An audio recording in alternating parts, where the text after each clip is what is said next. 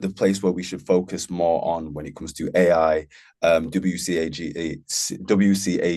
compliance? Where do you think is the best way to kind of put our focus at the moment in time?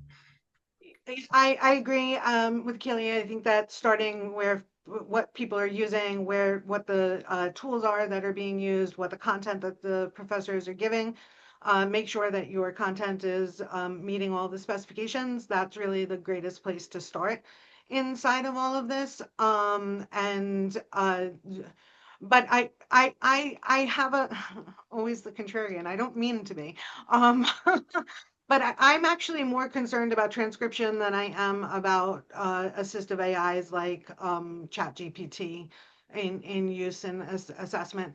In teaching in a classroom, especially if I taught psychology, having, if you're giving a lecture, that's one thing to have it transcribed.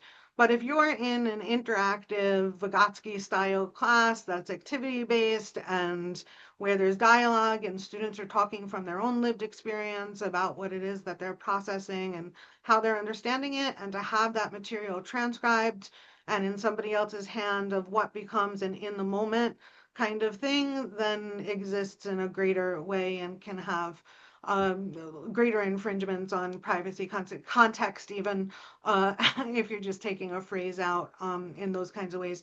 So I feel like there's concerns about transcription and how transcription can or cannot be used um, inside of a class when you have free and open discussion. And what that means in those kinds of ways.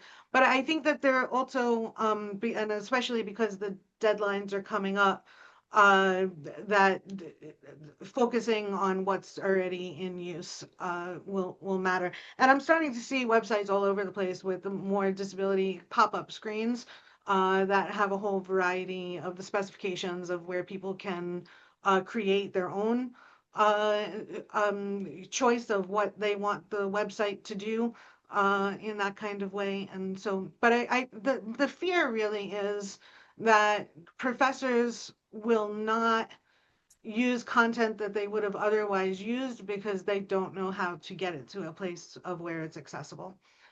And I think in that way everybody loses. And so having supports for people and just bringing it into the conversation. I don't think many people. It's not on social media yet. It's just starting to come out that people can sue people whose sites aren't accessible.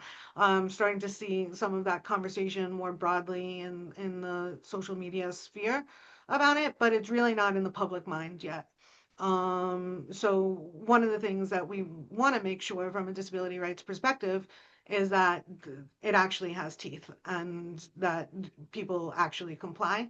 And part of that is getting the information out there known and how the vendors then are, I think that there's pieces of that about the vendor accountability and